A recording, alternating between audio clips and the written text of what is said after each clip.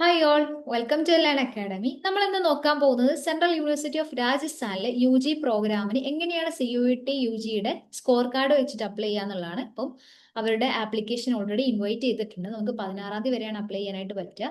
So നമുക്ക് പെട്ടെന്ന് തന്നെ എങ്ങനെയാണ് ആപ്ലിക്കേഷൻ ഉണ്ടാവുക എന്നുള്ളത് നോക്കാം. ഓക്കെ, അപ്പം kuraj.ac.in എന്ന് പറയുന്ന ഒഫീഷ്യൽ വെബ്സൈറ്റിൽ വന്നിട്ട് നിങ്ങൾ താഴോട്ട് സ്ക്രോൾ ചെയ്യുന്ന സമയത്ത് നിങ്ങൾക്ക് അഡ്മിഷൻ കാണാൻ പറ്റും. ഇവിടെ അഡ്മിഷൻ 2026-27 ക്ലിക്ക് ചെയ്യുക. ക്ലിക്ക് ചെയ്ത് കഴിഞ്ഞാൽ നമ്മൾ പ്രോഗ്രാം ആണല്ലോ പോകുന്നത്. സോ നിങ്ങൾക്ക് ഒരുപാട് ലിങ്ക് ഇവിടെ പ്രൊവൈഡ് ചെയ്യുന്നുണ്ട്. രജിസ്റ്റർ ചെയ്യുന്നതിന് മുൻപായിട്ട് നമ്മൾ എന്ത് ചെയ്യേണ്ടതുണ്ട്, നമ്മുടെ എലിജിബിലിറ്റി എന്താണ് എന്നുള്ളത് നമുക്ക് ഒന്ന് നോക്കാം. ഓക്കെ, അപ്പം ഈ ഒരു PDF നിങ്ങൾക്ക് നമ്മുടെ NTA CUET UG എക്സാമിന്റെ ആ ഒരു സൈറ്റിൽ നിന്ന് നിങ്ങൾക്ക് കിട്ടും, ഡൗൺലോഡ് ചെയ്തെടുക്കാനായിട്ട് പറ്റും. ഓക്കെ, അപ്പൊ നമ്മൾ നോക്കുന്ന സമയത്ത് അവർ പ്രൊവൈഡ് ചെയ്യുന്നത്, അതായത് രാജസ്ഥാനിൽ പ്രൊവൈഡ് ചെയ്യുന്നത് 19 കോഴ്സുകളാണ്. അതിൽ തന്നെ 4 ഇയർ പ്രോഗ്രാംസ് ആണ് കൂടുതലായിട്ടും വരുന്നത്. ഇനി നമ്മൾ ഓരോ പ്രോഗ്രാം നോക്കുന്ന സമയത്ത് ഇപ്പൊ BSc കെമിസ്ട്രി, അത് ഹോണേഴ്സ് അല്ലെങ്കിൽ റിസർച്ച് കാറ്റഗറിയാണ് വരിക. അപ്പോൾ ആ ഒരു കോഴ്സിന്റെ പ്രത്യേകത, നിങ്ങൾ CUET എക്സാമിന് കോമ്പിനേഷൻ ആയിട്ട് ഫിസിക്സ്, കെമിസ്ട്രി, മാത്തമാറ്റിക്സ് എഴുതിയിരിക്കണം, അല്ലെങ്കിൽ ഫിസിക്സ്, കെമിസ്ട്രി, ബയോളജി. അപ്പൊ ഈ ഒരു കോമ്പിനേഷൻ വരുന്ന കുട്ടികൾക്ക് എന്ത് ചെയ്യാൻ പറ്റും, BSc കെമിസ്ട്രിക്ക് നമുക്ക് കൊടുക്കാനായിട്ട് പറ്റും. അപ്പൊ ഇത് മാത്രം പോരാ, വേറൊരു കാര്യം കൂടി നിങ്ങൾ ശ്രദ്ധിക്കേണ്ടതുണ്ട്. നിങ്ങൾ +2 സയൻസ് സ്ട്രീം ആയിരിക്കണം എന്ന് പറയുന്നുണ്ട്. ഓക്കെ, അല്ലെങ്കിൽ ഇക്വലന്റ് ആയിട്ടുള്ള ഏതെങ്കിലും ഒരു പിന്നെ റെക്കഗ്നൈസ്ഡ് ബോർഡിൽ നിന്ന് കംപ്ലീറ്റ് ചെയ്തിരിക്കണം എന്നുള്ളതും, അതിൽ chemistry as one of the optional subject ആയിട്ട് പഠിച്ചിരിക്കണം എന്ന് അവർ പറയുന്നുണ്ട്. അപ്പൊ നിങ്ങളുടെ +2 50% ടോട്ടൽ മാർക്ക് വേണം. അല്ലെങ്കിൽ ഇപ്പം അത് ജനറൽ കാറ്റഗറിക്കാണ്. 45% മാർക്ക് SC ST PWD അതുപോലെ തന്നെ OBC EWS കാറ്റഗറിക്ക് മതി.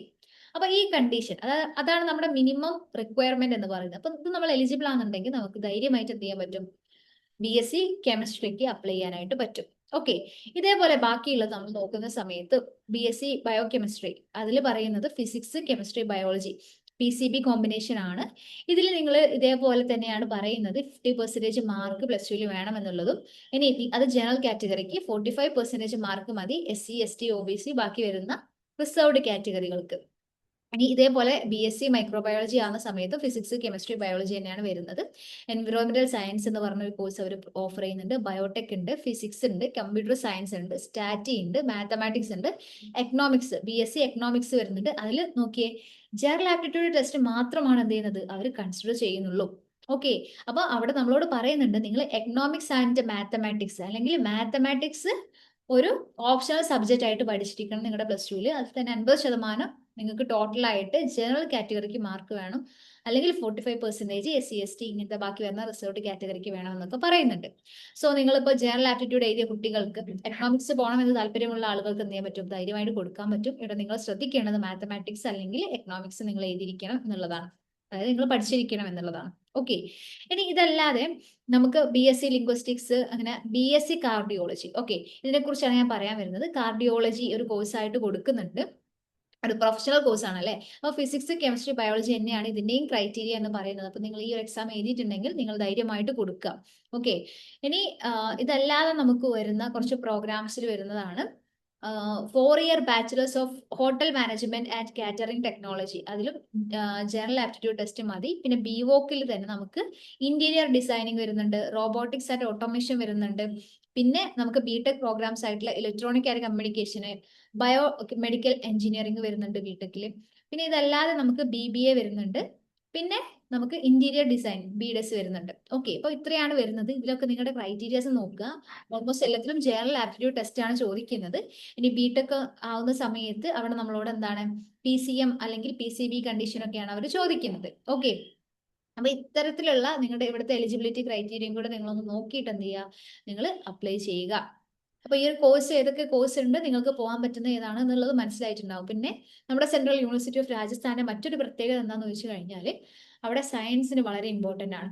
അതായത് ഒരുപാട് പിന്നെ നമുക്ക് സയൻസ് ലാബുകൾ ആയിക്കോട്ടെ, വളരെ ഫെസിലിറ്റീസ് ഉള്ള അങ്ങനത്തെ കുറെ കോഴ്സുകൾ അവർ ഓഫർ ചെയ്യുന്നുണ്ട്. സോ നിങ്ങൾക്ക് അവിടെ പോകാൻ പറ്റുമെന്നുണ്ടെങ്കിൽ നിങ്ങൾ ധൈര്യമായിട്ട് പോവുക.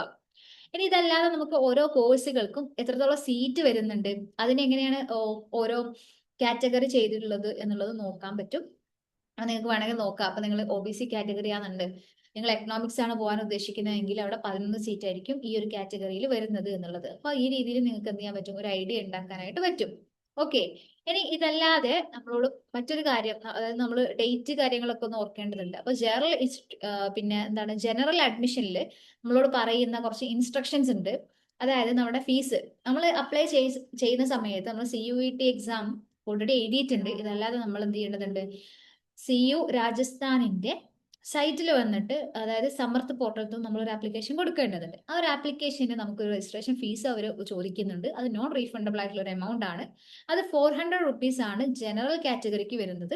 ഇനി 200 രൂപയാണ് നമ്മുടെ റിസർവ്ഡ് കാറ്റഗറീസ് ആയിട്ടുള്ള EWS, OBC, NCLA, SC, ST, PWD കാറ്റഗറിക്ക് വരുന്നത്. ഇതല്ലാതെ കുറച്ച് കാര്യങ്ങൾ പറയുന്നുണ്ട്. സോ അതായത് നിങ്ങൾ ഫീസ് അടിച്ചു കഴിഞ്ഞാലാണ് നിങ്ങൾക്ക് അവിടെ ഗ്യാരണ്ടീഡ് ആയിട്ടുള്ള ഒരു അഡ്മിഷൻ കിട്ടുള്ളൂ എന്നുള്ള കാര്യങ്ങളൊക്കെയാണ് പറയുന്നത്. സോ നിങ്ങൾ എന്ത് ചെയ്യുക, അതൊന്ന് ജസ്റ്റ് റീഡ് ചെയ്ത് നോക്കുക. അപ്പം ഇത്തരത്തിലുള്ള കാര്യങ്ങൾ നമുക്ക് ഇവിടുന്ന് മനസ്സിലാക്കാൻ പറ്റും. അതല്ലാതെ നിങ്ങൾ ഇപ്പം ഏതെങ്കിലും ഒരു സർട്ടിഫിക്കറ്റിന് ഒരു അണ്ടർടേക്കിംഗ് ആവശ്യമുണ്ടെങ്കിൽ എന്ത് ചെയ്യാൻ പറ്റും, ഇവിടെ അണ്ടർടേക്കിംഗ് ഇവിടെ നമുക്ക് ഈ ഒരു ലിങ്കിൽ അവൈലബിൾ ആണ്. സോ അത് ഡൗൺലോഡ് ചെയ്താലും മതിയാകും. ഓക്കെ, നമ്മൾ ഡയറക്റ്റ് ആയിട്ട് രജിസ്റ്റർ ചെയ്യാൻ വേണ്ടി പോവുകയാണ്. ഇപ്പോൾ ആപ്ലിക്കേഷൻ നമ്മൾ എന്ത് ചെയ്യണം, ആദ്യം രജിസ്റ്റർ ചെയ്യേണ്ടതുണ്ട്. അപ്പൊ നമ്മുടെ CUET UGയുടെ ആപ്ലിക്കേഷൻ നമ്പർ, റോൾ നമ്പർ, പിന്നെ നിങ്ങൾ കറക്റ്റ് ആയിട്ട് നിങ്ങളുടെ ആപ്ലിക്കന്റിന്റെ ഫുൾ നെയിം എങ്ങനെയാണോ നിങ്ങളുടെ സ്കോർ കാർഡിൽ ഉള്ളത് അതേപോലെ കൊടുക്കുക. നിങ്ങളുടെ date of birth, email address, ആപ്ലിക്കന്റിന്റെ മൊബൈൽ നമ്പർ. ഓക്കെ, ഇത്തരം കാര്യങ്ങൾ ഇവിടെ ഫില്ല് ചെയ്ത് നിങ്ങളുടെ കൺസെന്റ് കൊടുത്തിട്ട് ക്യാപ്ച കൊടുത്ത് നിങ്ങൾക്ക് രജിസ്റ്റർ ചെയ്യാവുന്നതാണ്. അപ്പം ആ കാര്യങ്ങൾ തന്നെയാണ് ഇവിടെ പറഞ്ഞിട്ടുള്ളത് കേട്ടോ.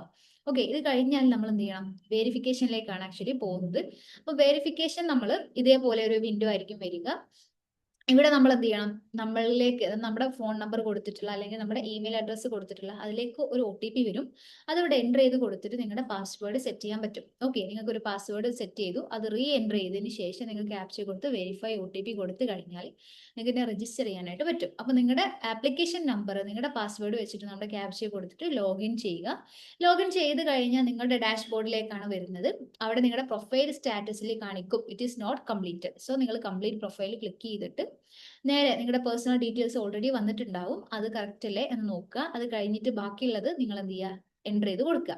ഇവിടെ കാറ്റഗറി അവർ നിങ്ങളിപ്പോൾ OBC NCL ആണോ SC ST ആണോ ഏതാണെന്ന് ചോദിക്കുന്നുണ്ട്, അത് കറക്റ്റ് കൊടുക്കുക. അത് കൊടുത്തു കഴിഞ്ഞാൽ അത് ഇഷ്യൂയിങ് ഡേറ്റ് ചോദിക്കുന്നുണ്ട്. ഓക്കെ, അതായത് ഈ മാസം 1-ാം തീയതിക്ക് ശേഷമുള്ളത് മാത്രമേ നമുക്ക് എന്ത് ചെയ്യാൻ പറ്റുള്ളൂ, സബ്മിറ്റ് ചെയ്യാനായിട്ട് പറ്റുള്ളൂ.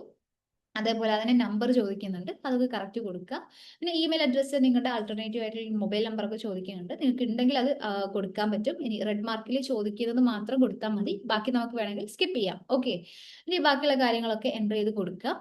പ്ലേസ് ഓഫ് ബർത്ത്, അതായത് നിങ്ങളുടെ കൺട്രി, സ്റ്റേറ്റ്, ഡിസ്ട്രിക്ട്, വില്ലേജ് ഇങ്ങനത്തെ കാര്യങ്ങൾ ഫില്ല് ചെയ്തിട്ട് നിങ്ങളുടെ ഫാമിലി ഡീറ്റെയിൽസ് ആണ്. ഓക്കെ, അപ്പോൾ ഫാമിലി ഡീറ്റെയിൽസ് കൊടുക്കുന്ന സമയത്ത് നിങ്ങൾ എന്ത് ചെയ്യേണ്ടതില്ല, നിങ്ങളുടെ പാരന്റ്സിന്റെ പേരൊക്കെ ഹിന്ദിയിലൊക്കെ ചിലപ്പോൾ ചോദിക്കും. ഓക്കെ, അപ്പൊ അങ്ങനെയാണെന്നുണ്ടെങ്കിൽ നിങ്ങൾ അത് ഫില്ല് ചെയ്ത് കൊടുക്കേണ്ട ആവശ്യം വരുന്നില്ല. കാരണം നിങ്ങൾക്ക് അത് എന്ത് ചെയ്യാം, സ്കിപ്പ് ചെയ്യാനായിട്ട് പറ്റും. ഇപ്പോൾ റെഡ് മാർക്കിലുള്ളത് മാത്രം ഫില്ല് ചെയ്താൽ മതി. ഇതല്ലാതെ നിങ്ങളുടെ എമർജൻസി കോൺടാക്ട് നമ്പർ, നിങ്ങളുടെ ഇൻകം എത്രയാണ് എന്നുള്ളത് കൊടുക്കുക. പിന്നെ നമ്മുടെ കോട്ട ചോദിക്കും. ഇപ്പം ഇതിപ്പം സമർത്ഥ് പോർട്ടലിൽ ഓൾമോസ്റ്റ് എല്ലാ നമ്മുടെ സെൻട്രൽ യൂണിവേഴ്സിറ്റി അപ്ലൈ ചെയ്യുമ്പോൾ സെയിം ആണ്. പിന്നെ കുറച്ച് വ്യത്യാസങ്ങൾ മാത്രമാണ് വരുന്നത്. CU രാജസ്ഥാനിൽ നോക്കുന്ന സമയത്തായാലും അവർ നമ്മളോട് ചോദിക്കുന്ന ഇത്തരത്തിലുള്ള ക്വസ്റ്റ്യൻസ് ആയിരിക്കും. ചിലപ്പം NSS ഉണ്ടോ, NCC ഉണ്ടോ എന്ന് ചോദിക്കും, അല്ലെങ്കിൽ മറ്റേതെങ്കിലും കോട്ടാസ് അവൈലബിൾ ആവാൻ നിങ്ങൾക്ക് ഉണ്ടോ എന്ന് ചോദിക്കും. അതല്ലാതെ നിങ്ങളുടെ ബെഞ്ച് മാർക്ക് ഡിസേബിൾഡ് ആണെങ്കിൽ യെസ് കൊടുക്കുക, ഇല്ലെങ്കിൽ നോട്ട് ആപ്ലിക്കബിൾ കൊടുക്കുക. നിങ്ങൾ children's or widows of armed forced personal ആണോ അല്ലേ എന്നുള്ളത് കൊടുക്കുക. പിന്നെ കാശ്മീരി മൈഗ്രന്റ് ആയിരിക്കില്ല, സോ നോട്ട് ആപ്ലിക്കബിൾ കൊടുക്കുക. പിന്നെ നിങ്ങളുടെ ബാങ്ക് അക്കൗണ്ട് ഡീറ്റെയിൽസ് കാര്യങ്ങളൊക്കെ ചോദിക്കുന്നുണ്ട്, നിങ്ങളുടേതോ നിങ്ങളുടെ പാരന്റ്സിൻ്റെതോ കൊടുക്കുക. ഓക്കെ, അപ്പോൾ നിങ്ങൾ വൺസ് അവിടെ അഡ്മിഷൻ എടുത്തു കഴിഞ്ഞാൽ നിങ്ങൾ ഫീസ് അടയ്ക്കേണ്ടതുണ്ട്. ഇനി അടിച്ചിട്ട് നിങ്ങൾ അത് ക്യാൻസൽ ചെയ്യാൻ തോന്നുന്ന സമയത്ത് അത് റീഫണ്ട് വരണം എന്നുണ്ടെങ്കിൽ എന്ത് ചെയ്യേണ്ടതുണ്ട്, ഈ ഒരു കറക്റ്റ് ഡീറ്റെയിൽ ആയിട്ട് കൊടുക്കേണ്ടതുണ്ട്. ഓക്കെ, അപ്പൊ നിങ്ങൾ അത് സ്കിപ്പ് ചെയ്യാതെ നിങ്ങളുടെ ബാങ്ക് ഡീറ്റെയിൽസ് കൊടുക്കാൻ വേണ്ടി ശ്രദ്ധിക്കാം. പിന്നെ നിങ്ങളുടെ അഡ്രസ് ആണ് ചോദിക്കുന്നത്, അവിടെ കറസ്പോണ്ടൻസ് അഡ്രസ്സ് ചോദിക്കും. നിങ്ങളുടെ കറക്റ്റ് ആയിട്ട് നിങ്ങളുടെ അഡ്രസ്സ് കൊടുക്കുക. നിങ്ങളുടെ പെർമനന്റ് അഡ്രസ്സും അത് സെയിം ആയിട്ടുള്ളതാണെന്നുണ്ടെങ്കിൽ നിങ്ങൾ ക്ലിക്ക് ചെയ്തിട്ട് നിങ്ങൾ എന്ത് ചെയ്താൽ മതി, സേവ് ഡീറ്റെയിൽസ് കൊടുക്കുക. ഓക്കെ, അപ്പൊ നമ്മൾ ഇത്രയും കൊടുത്തിട്ടുള്ള നമ്മുടെ പേഴ്സണൽ ഡീറ്റെയിൽസ് എന്ത് ചെയ്തിട്ടുണ്ട്, അവിടെ സേവ് ആയിട്ടുണ്ട്. അത് കറക്റ്റ് ആണ്. നമുക്ക് ഇനി ഒരു ഡൗട്ട് ഒന്നും ഇല്ല, ഓക്കെ നമ്മൾ പ്രൊസീഡ് ചെയ്യാന്നുണ്ടെങ്കിൽ നമുക്ക് എന്ത് ചെയ്യാം, പ്രൊസീഡ് ടു നെക്സ്റ്റ് കൊടുക്കാം. ഇനി എന്തെങ്കിലും മിസ്റ്റേക്ക് വന്നിട്ടുണ്ടെങ്കിൽ നിങ്ങൾക്ക് എന്ത് ചെയ്യാൻ പറ്റും, അപ്ഡേറ്റ് ഡീറ്റെയിൽസ് കൊടുക്കാനായിട്ട് പറ്റും. ഓക്കെ, അങ്ങനെ നമ്മൾ പ്രൊസീഡ് ചെയ്യാണ്. പ്രൊസീഡ് ചെയ്യുന്ന സമയത്ത് നമ്മളോട് എന്തെങ്കിലും എമർജൻസി മെഡിക്കൽ അറ്റൻഷൻ നിങ്ങൾക്ക് ആവശ്യമുണ്ടോ എന്ന് ചോദിക്കും, ഉണ്ടെങ്കിൽ യെസ് എന്ന് കൊടുക്കാം. പിന്നെ സ്റ്റുഡൻസിനൊക്കെ ഉണ്ടാവുന്ന ഒരു ഐഡിയ ആണ് ABC ID, അതായത് അക്കാഡമിക് ബാങ്ക് ഓഫ് ക്രെഡിറ്റ്സ്, അല്ലെങ്കിൽ APAR ID എന്ന് പറയും. ഓക്കെ, അതുണ്ടെങ്കിൽ നിങ്ങൾ അത് കൊടുക്കുക. ഇല്ലാന്നുണ്ടെങ്കിൽ എന്ത് ചെയ്യണം, ക്ലിക്ക് ഹിയർ എന്ന് കൊടുത്തിട്ട് നിങ്ങൾ എന്ത് ചെയ്യുക, നിങ്ങൾക്ക് ഒന്ന് ക്രിയേറ്റ് ചെയ്യുക, എന്നിട്ട് അതിന്റെ നമ്പർ ഇവിടെ ഫില്ല് ചെയ്ത് കൊടുക്കുക. ഓക്കെ. ഇനി ഡൊമിസൈൽ സർട്ടിഫിക്കറ്റ് ഓഫ് കാശ്മീരി കൊടുക്കുക. പിന്നെ നിങ്ങളുടെ ലാംഗ്വേജ് പ്രൊഫഷൻസ് ചോദിക്കുന്നുണ്ട്, ഇംഗ്ലീഷ്, ഹിന്ദി. അതല്ലാതെ നിങ്ങൾക്ക് എത്രത്തോളം ലാംഗ്വേജസ് വേറെ ഏതൊക്കെ അറിയാം അതൊക്കെ നിങ്ങൾക്ക് ഫില്ല് ചെയ്ത് കൊടുക്കാവുന്നതാണ്. സേവ് ഡീറ്റെയിൽസ് കൊടുക്കുക. ഇനി നമ്മൾ കൊടുത്ത കാര്യങ്ങളൊക്കെ കറക്റ്റ് ആണോ എന്ന് നോക്കിക്കഴിഞ്ഞാൽ പിന്നെ നമ്മൾ അപ്ലോഡ് ചെയ്യാൻ പോവാണ്. ഓക്കെ. അപ്ലോഡ് ചെയ്യുമ്പോൾ നിങ്ങൾ ശ്രദ്ധിക്കേണ്ടത് അതിൽ പറഞ്ഞിട്ടുള്ള ഫോർമാറ്റ്, ലൈക്ക് JPEG ഫോർമാറ്റ് അല്ലെങ്കിൽ JPG ഫോർമാറ്റ് ആണ് നമ്മളോട് സിഗ്നേച്ചറും ഫോട്ടോയും ചോദിക്കുക. അത് അതേപോലെ കൊടുക്കുക. ഇനിയിപ്പം നമ്മുടെ ആ ഒരു സൈസ് 10 KB to 500 KB ചോദിക്കുമ്പോൾ നിങ്ങൾ ആ സൈസിൽ തന്നെ എന്ത് ചെയ്യുക, കൊടുക്കാനായിട്ട് ശ്രദ്ധിക്കുക കേട്ടോ. ഇനി ഒ ബി സി സർട്ടിഫിക്കറ്റ് നിങ്ങൾ വെച്ചിട്ടുണ്ടെങ്കിൽ അത് നിങ്ങളോട് അപ്ലോഡ് ചെയ്യാനായിട്ട് ചോദിക്കും. പിന്നെ അതല്ലാതെ നമ്മളോട് ഇൻകം സർട്ടിഫിക്കറ്റ് ചിലപ്പം ചോദിക്കും. CUT സ്കോർ കാർഡ്, നിങ്ങളുടെ അഡ്മിറ്റ് കാർഡ്, ഇതല്ലാതെ ചിലപ്പം ഈ ഒരു സർട്ടിഫിക്കറ്റ് ചിലടത്ത് ചോദിക്കും, ചില യൂണിവേഴ്സിറ്റികളിൽ ചോദിക്കുന്നില്ല. ഓക്കെ. അപ്പൊ എന്താണോ ഏതൊക്കെ ഫയൽസ് ആണ് അവർ ചോദിക്കുന്നത് അതൊക്കെ എന്ത് ചെയ്യാം, അപ്ലോഡ് ചെയ്ത് കൊടുക്കാം. അപ്പൊ ഈ സ്കാൻഡ് കോപ്പി കൊടുക്കുന്ന സമയത്ത് നിങ്ങൾ എന്ത് ചെയ്യുക, ഈ ഫയൽ സൈസും ഫോർമാറ്റും മാത്രം ശ്രദ്ധിച്ചാൽ മതി. എന്നിട്ട് നമ്മൾ എന്ത് ചെയ്യുക, ഇവിടെ ഓരോന്ന് ഫയൽ നമ്മൾ സെലക്ട് ചെയ്തതിനു ശേഷം നമ്മൾ അപ്ലോഡ് ചെയ്യണം. അപ്ലോഡ് ചെയ്ത് നമ്മൾ ഓക്കെ ആയിട്ടുണ്ടെങ്കിൽ എന്ത് ചെയ്യുക, പ്രൊസീഡ് ടു നെക്സ്റ്റ് കൊടുക്കുക. ഇനി നിങ്ങൾക്ക് ഏതെങ്കിലും ആപ്ലിക്കേഷൻ, അതായത് നിങ്ങളുടെ ഡോക്യുമെന്റ്സിൽ എന്തെങ്കിലും ഇഷ്യൂ ഉണ്ടെങ്കിൽ നിങ്ങൾ പിന്നെ സേവ് ആസ് ഡ്രാഫ്റ്റ്, അത് നിങ്ങൾ ഇത്രയും ചെയ്തത് ഡ്രാഫ്റ്റിൽ ഇട്ടുകൊണ്ട് എന്ത് ചെയ്യാൻ പറ്റും, ആ ഒരു പിന്നെ സ്കാൻ ചെയ്യാനോ മറ്റോ ആയിട്ട് പോകാൻ പറ്റും. ഓക്കെ. ഇനി പ്രൊസീഡ് ടു നെക്സ്റ്റ് കൊടുത്തിട്ട് നിങ്ങൾ എന്ത് ചെയ്യണം, ഇപ്പം ഇത്രയും നിങ്ങൾ ചെയ്ത കാര്യങ്ങൾ എന്ത് ചെയ്യണം, പ്രിവ്യൂ ചെയ്യാനായിട്ട് പോവാണ്. ഓക്കെ. അങ്ങനെ നമ്മൾ പ്രിവ്യൂ ചെയ്ത് കഴിഞ്ഞാൽ നമ്മൾ അടുത്തൊരു ഘട്ടം എന്ന് പറയുന്നത് നമ്മൾ പ്രോഗ്രാം സെലക്ഷൻ ആണ്. അപ്പൊ നിങ്ങൾ സെൻട്രൽ യൂണിവേഴ്സിറ്റി ഓഫ് രാജസ്ഥാനിൽ പോകുമ്പോൾ അവിടെ ഏത് പ്രോഗ്രാം ആണ് എന്നുള്ളത് നിങ്ങൾക്ക് ഇവിടെ ചൂസ് ചെയ്യാൻ പറ്റും. ഇപ്പൊ BSc കെമിസ്ട്രി ഉണ്ടല്ലേ, അപ്പൊ BSc കെമിസ്ട്രി എന്നുള്ളത് നിങ്ങൾക്ക് ചൂസ് ചെയ്യാൻ പറ്റും. പിന്നെ അത് കഴിഞ്ഞിട്ട് നിങ്ങൾക്ക് എന്ത് ചെയ്യാം, നെക്സ്റ്റ് കൊടുത്തു കഴിഞ്ഞാൽ നിങ്ങളുടെ എലിജിബിലിറ്റി ക്രൈറ്റീരിയ ഇവിടെ കാണിക്കും. ഓക്കെ. നിങ്ങൾ ഇത്രയും ഇത് അതൊന്ന് വായിച്ചു നോക്കിയിട്ട് അത് നിങ്ങൾ എലിജിബിൾ ആണെങ്കിൽ നിങ്ങൾക്ക് എന്ത് ചെയ്യുക, അവിടെ ക്ലിക്ക് ചെയ്യുക. ക്ലിക്ക് ചെയ്ത് കഴിഞ്ഞാൽ എന്ത് ചെയ്യാൻ പറ്റും, അടുത്ത ഒരു നമ്മുടെ അക്കാഡമിക് ഡീറ്റെയിൽസ് ചോദിക്കുന്നുണ്ട്. നിങ്ങളുടെ 10th നിങ്ങളുടെ പാസ് ആയിട്ടുണ്ടെങ്കിൽ അത് ഏത് ഇയറിലായിരുന്നു, അതിൽ എത്രത്തോളം പെർസെൻറ്റേജ് മാർക്ക് വന്നിട്ടുണ്ട്, നിങ്ങളുടെ ഏത് സ്കൂളിലാണ് പഠിച്ചിട്ടുള്ളത്, ഏത് ബോർഡാണ് പഠിച്ചിട്ടുള്ളത്, സബ്ജക്ട് കോമ്പിനേഷൻ എന്തായിരുന്നു, അതേപോലെ തന്നെ നമ്മൾ ആ ഒരു ഡിവിഷൻ എത്രയാണ്, അതായത് നിങ്ങൾ ഡിസ്റ്റിങ്ഷൻ ആണോ ഫസ്റ്റ് ക്ലാസ് ആണോ എന്നുള്ള കാര്യങ്ങളൊക്കെ ചോദിക്കേണ്ടത്, അത് കൊടുക്കുക. നിങ്ങളുടെ എഡ്യൂക്കേഷൻ ഡീറ്റെയിൽസ് ആയിട്ടുള്ള 12th ഡീറ്റെയിൽസ് ആണ് പിന്നെ അവർ ചോദിക്കുന്നത്. ഓക്കെ. അപ്പം നമ്മൾ പാസ്ഡ് ആണ് ഈ ഇയറിലാവുന്ന സമയത്ത് 2026 എന്ന് കൊടുക്കുക. നിങ്ങൾക്ക് എത്ര പെർസെൻറ്റേജ് ഉണ്ടായിരുന്നു എന്നുള്ളത് ചോദിക്കുന്നുണ്ട്. അത് അവരെന്ത് ചെയ്യുന്നുണ്ട്, ഒന്നെങ്കിൽ നിങ്ങൾക്ക് CGPA എന്നുണ്ടെങ്കിൽ കൺവേർട്ട് ചെയ്യാൻ പറയുന്നുണ്ട്, ഇല്ലെങ്കിൽ നമ്മുടെ പെർസെൻറ്റേജ് അതേപോലെ കൊടുക്കുക. നമ്മളുടെ പഠിച്ചിട്ടുള്ള സ്കൂളിന്റെ പേര്, ബോർഡ് ഏതാണ്, CBSE ആണോ അല്ലെങ്കിൽ കേരള സിലബസ് ആണോ എന്നുള്ളതൊക്കെ ചോദിക്കുന്നുണ്ട്, അത് കറക്റ്റ് കൊടുക്കുക. സബ്ജക്ട് കോമ്പിനേഷൻ, ഇപ്പൊ നിങ്ങൾ സയൻസ് ആണ് പഠിച്ചിട്ടുണ്ടെങ്കിൽ ഏതൊക്കെ, ഇപ്പം ലൈക്ക് നമ്മുടെ മാത്തമാറ്റിക്സ്, ഫിസിക്സ്, കെമിസ്ട്രി അങ്ങനെ കൊടുക്കുക. പിന്നെ നിങ്ങൾ എന്ത് ചെയ്യുക, നിങ്ങളുടെ ഡിവിഷൻ കൊടുത്തിട്ട് നിങ്ങൾ മാത്തമാറ്റിക്സ് പഠിച്ചിട്ടുണ്ടോ പ്രത്യേകം ചോദിക്കും, യെസ് അല്ലെങ്കിൽ നോ എന്ന് കൊടുത്തിട്ട് അത് നെക്സ്റ്റ് അടിക്കുക. ഓക്കെ. നെക്സ്റ്റ് അടിച്ചു കഴിഞ്ഞാൽ അതർ ഡീറ്റെയിൽസ് ആണ്. അപ്പൊ അതർ ഡീറ്റെയിൽസ് നിങ്ങൾ ഓൾറെഡി കൊടുത്ത കാര്യങ്ങൾ എന്തെങ്കിലും ഉണ്ടെങ്കിൽ ഇനി ആഡ് ചെയ്തിട്ട് കൊടുക്കാം, അല്ലെങ്കിൽ ഓക്കെ കൊടുത്തു കഴിഞ്ഞാൽ നമ്മൾ ഇനി അപ്ലോഡിലേക്കാണ് പോവുക. അപ്പോൾ ഇവിടെ അപ്ലോഡ് ചെയ്യുന്ന സമയത്ത് നമ്മൾ എന്ത് ചെയ്യണം, നമ്മുടെ 10th ഡീറ്റെയിൽസ്, അതേപോലെ തന്നെ നമ്മുടെ +2 ഡീറ്റെയിൽസ്, അപ്പൊ ഇത് ഈ ഒരു മാർക്ക് ഷീറ്റുകളാണ് ആക്ച്വലി നമ്മളിവിടെ ഫില്ല് ചെയ്ത് അപ്ലോഡ് ചെയ്ത് കൊടുക്കേണ്ടത്.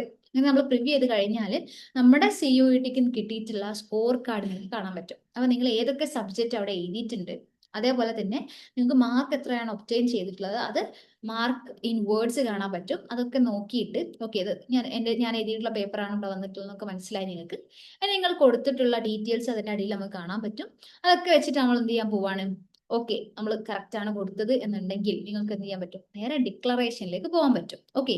അങ്ങനെ ഡിക്ലറേഷനിലേക്ക് പോകാൻ പറ്റും. ഇനി എന്തെങ്കിലും പ്രശ്നം ഉണ്ടെങ്കിൽ നിങ്ങൾക്ക് എന്ത് ചെയ്യാം, ബാക്ക് ചെയ്തിട്ട് ഇവിടെ അപ്ലോഡ് ചെയ്യുക അല്ലെങ്കിൽ ഡിലീറ്റ് ചെയ്യുക ചെയ്തിട്ട് നമുക്ക് എന്ത് ചെയ്യാൻ പറ്റും, എഡിറ്റിംഗ് ചെയ്യാനായിട്ട് പറ്റും. നമ്മൾ ഡിക്ലെയർ ചെയ്തിട്ട് നമ്മൾ നേരെ സബ്മിറ്റ് ചെയ്ത് കഴിഞ്ഞാൽ നേരെ പോകുന്നത് ഒരു ചെക്ക് ബോക്സിലേക്കാണ്. ഓക്കെ. അതായത് പേയ്മെന്റിന്റെ മുൻപായിട്ടുള്ള ഒരു സ്റ്റേജ് ആണ്. അവിടെ നമ്മൾ കൊടുത്തിട്ടുള്ള ഡീറ്റെയിൽസ് എഗൈൻ അവർ ചോദിക്കും, നിങ്ങളുടെ പേര്, നിങ്ങളുടെ ഡേറ്റ് ഓഫ് ബർത്ത്, നിങ്ങളുടെ അച്ഛൻ്റെ അമ്മയുടെ ഒക്കെ പേര്, അതൊക്കെ കറക്റ്റ് അല്ലേ എന്നുള്ളത് നമ്മൾ ചെക്ക് ബോക്സ് ഒന്ന് ക്ലിക്ക് ചെയ്ത് കഴിഞ്ഞാൽ നിങ്ങൾക്ക് എന്ത് ചെയ്യാൻ പറ്റും, പേയ്മെന്റിലേക്ക് പോകാൻ പറ്റും. അപ്പം നമ്മൾ നേരത്തെ പറഞ്ഞ ആ ഒരു ഫീസാണ് അവിടെ വരുന്നത്. ആ ഒരു ഫീസ് കൊടുത്തു കഴിഞ്ഞാൽ നമ്മുടെ ആപ്ലിക്കേഷൻ എന്തായിട്ടുണ്ട്, കംപ്ലീറ്റ് ആയിട്ടുണ്ട്. ഓക്കെ. അപ്പം അത് കഴിഞ്ഞാൽ നമ്മൾ എന്ത് ചെയ്തു, ആപ്ലിക്കേഷൻ പ്രിന്റ് ഔട്ട് എടുത്ത് വെക്കാൻ പറ്റും. സോ ആ രീതിയിൽ നമുക്ക് എന്ത് ചെയ്യാൻ പറ്റും, ഈ ഒരു പ്രൊസീജിയർ കംപ്ലീറ്റ് ചെയ്യാൻ പറ്റും. ഓക്കെ. ഇനി എന്തെങ്കിലും ഡൗട്ട് നിങ്ങൾക്ക് ഇപ്പം സെൻട്രൽ യൂണിവേഴ്സിറ്റി ഓഫ് രാജസ്ഥാനിൽ അപ്ലൈ ചെയ്യുമ്പോൾ ബുദ്ധിമുട്ട് എന്തെങ്കിലും ഫീൽ ചെയ്താൽ നിങ്ങൾക്ക് എന്ത് ചെയ്യാൻ പറ്റും, നമ്മുടെ കമന്റ് സെക്ഷനിൽ ചോദിക്കാം.